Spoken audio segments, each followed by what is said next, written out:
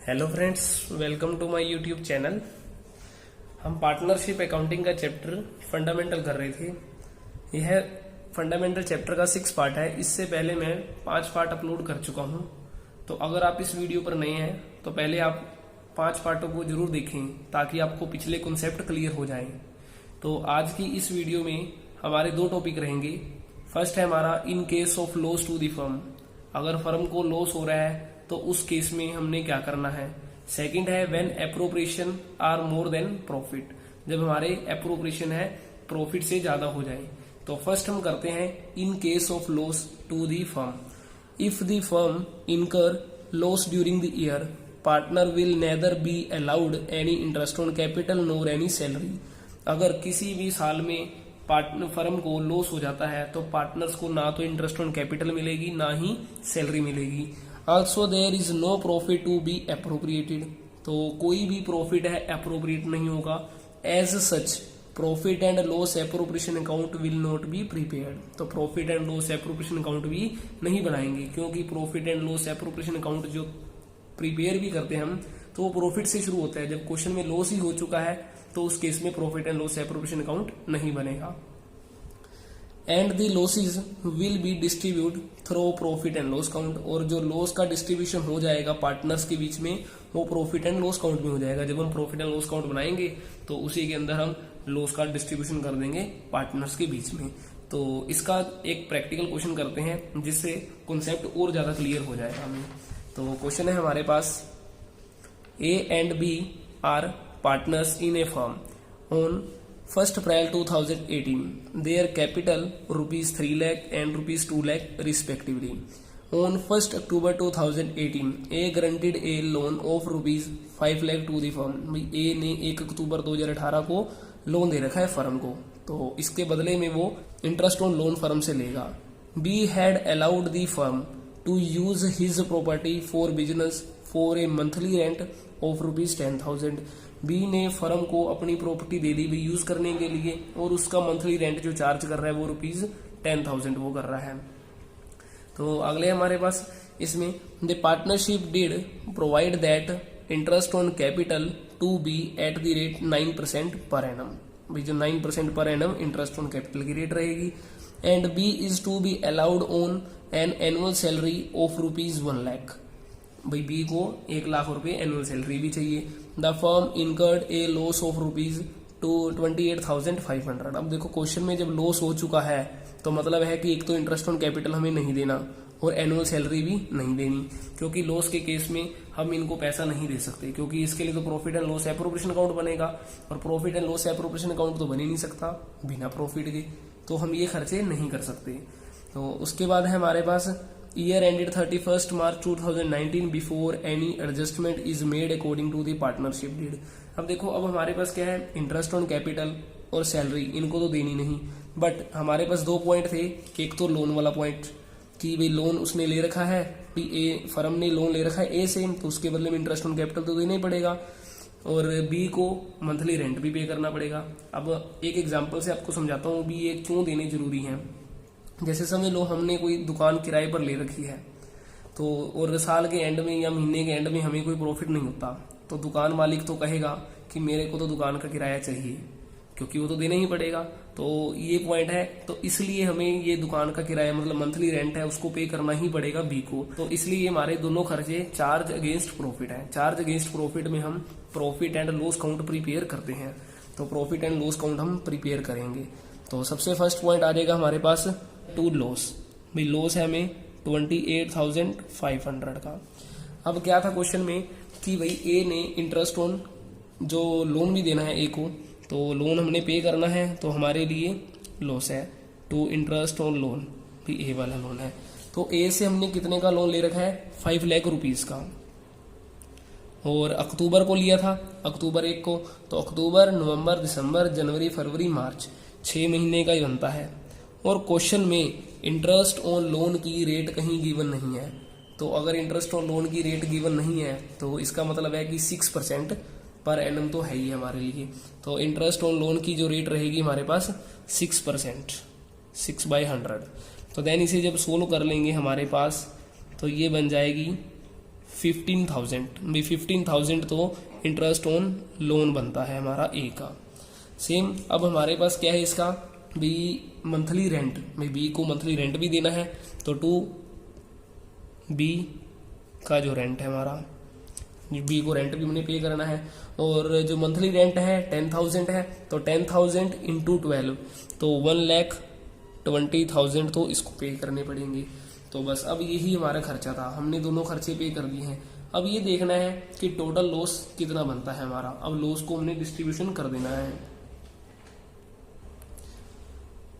तो लॉस जो हमारे पास टोटल हो चुका है 1,20,000 15,000 तो 1,35,000 और 28,500 और ऐड करेंगे, तो देन टोटल जो लॉस होगा 1,63,500 का। तो इसको लिखेंगे by loss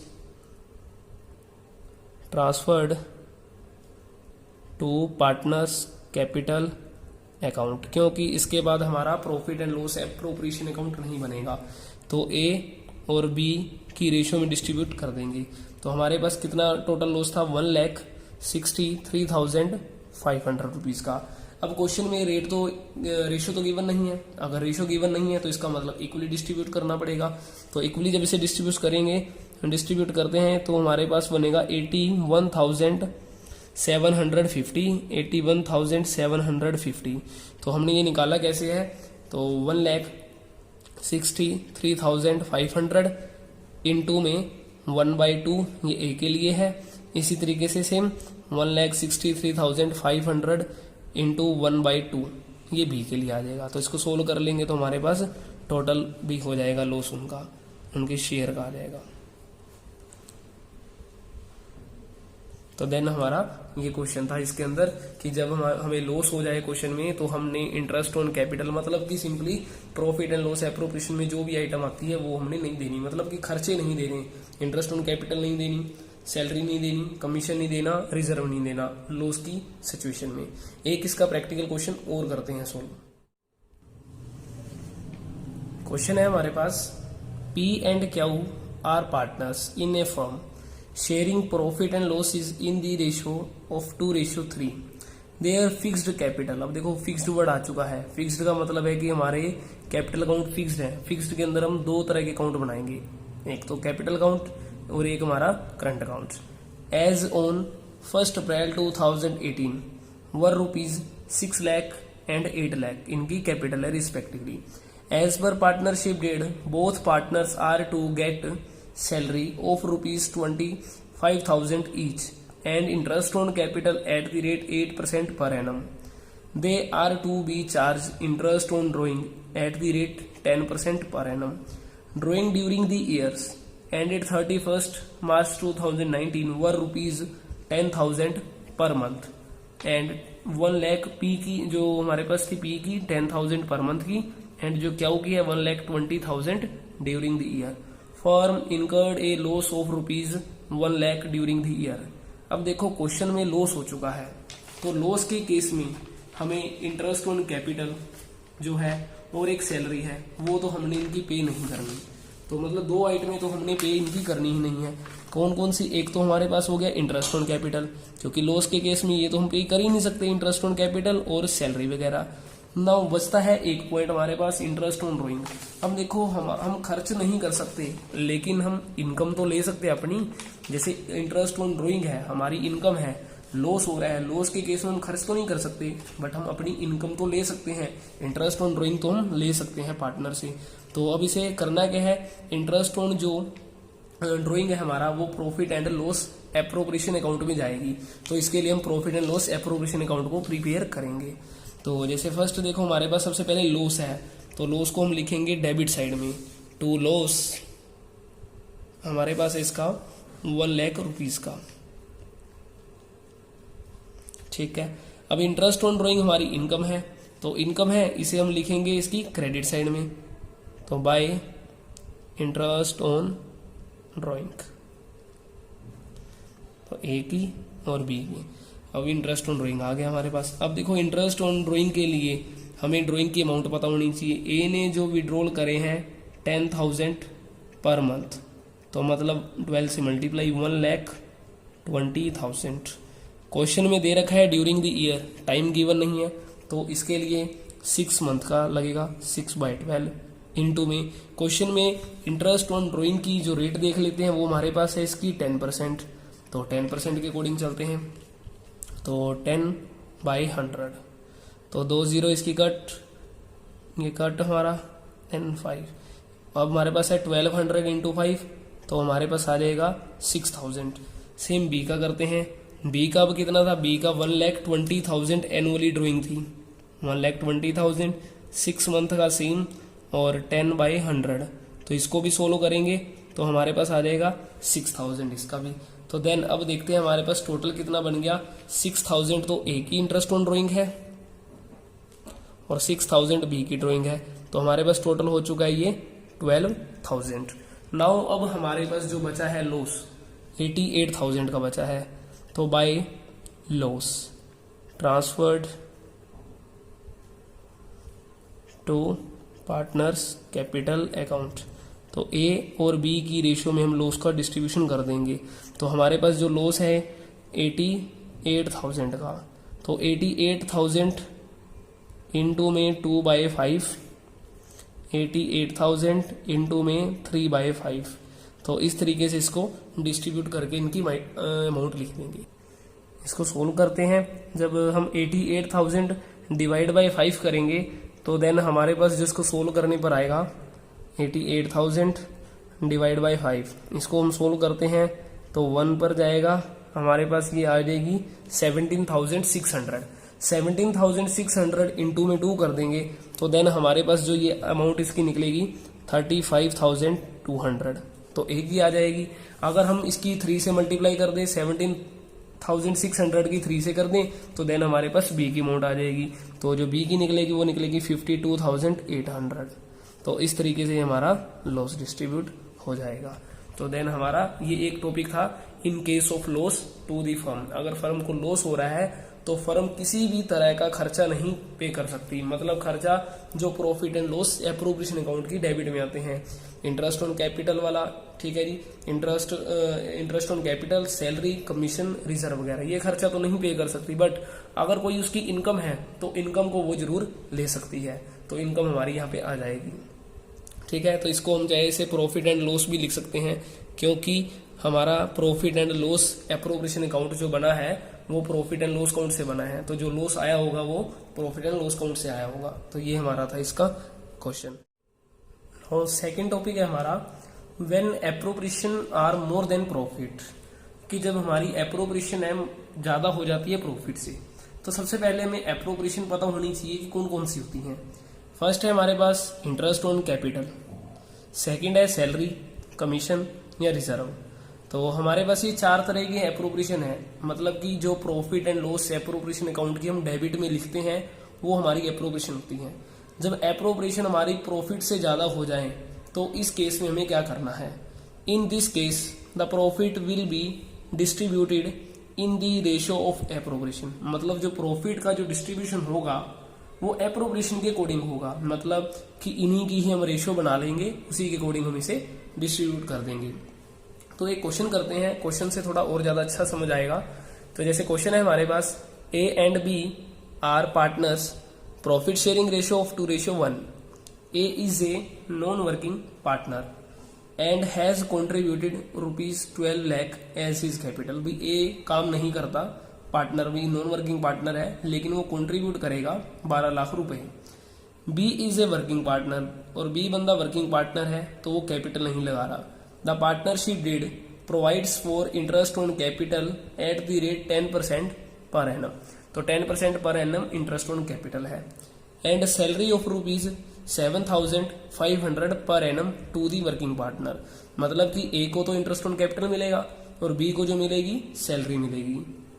The net profit for the year ended 31st March 2016 before providing interest on capital and salary. देखो मैंने प्रॉफिट की लाइन में आपको बता रखा है कि बिफोर वर्ड आना चाहिए, अगर चलो नहीं भी आया कोई बात नहीं, बट आफ्टर वर्ड नहीं आना चाहिए।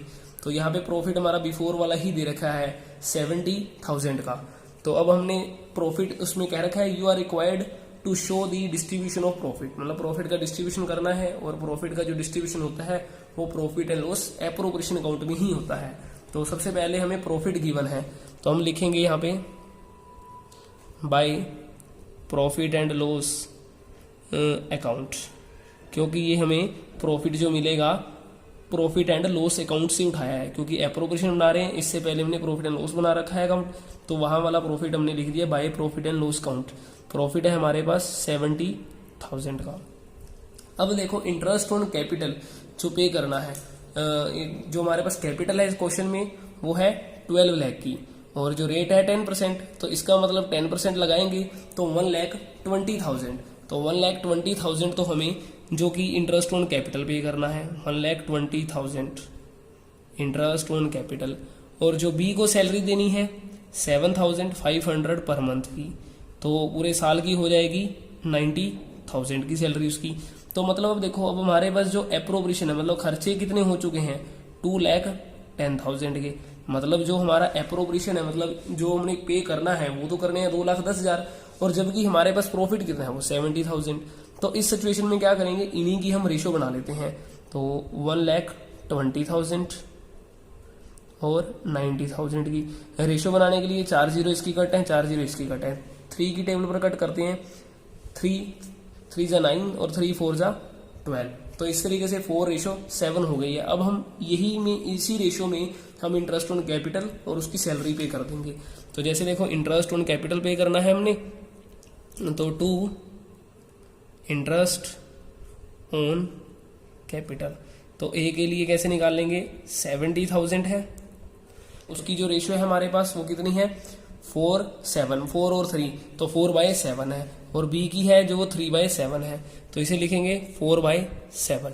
तो जब इसे सोल्व कर लेंगे तो हमारे पास आ जाएगा इंटरेस्ट ऑन कैपिटल जो हमने पे कर दिया वो कर दिया 40,000 का, और 2 बी की सैलरी, और बी को जो सैलरी पे करनी है वो कितनी करनी है 70,000 इंटू में 3/7, तो वो हमने 30,000 पे कर दी।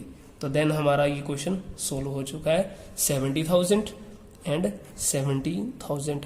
तो हमारा टॉपिक था कि जब हमारे खर्चे प्रॉफिट से ज्यादा हो जाएं तो हमने क्या करना है, उन खर्चों की ही रेशो बना देनी है, और उन खर्चों की रेशो बनाकर ही इन्हें पे कर देना है। तो आज का हमारा यही टॉपिक था। अगर आपको टॉपिक समझ आया हो, क्वेश्चन समझ आए हो, वीडियो अच्छी लगी हो, तो आप चैनल को सब्सक्राइब लाइक जरूर करें, और दोस्तों के साथ शेयर करें, और बेल आइकन को जरूर प्रेस करें ताकि नई वीडियो का नोटिफिकेशन आपको मिलता रहे। Thank you.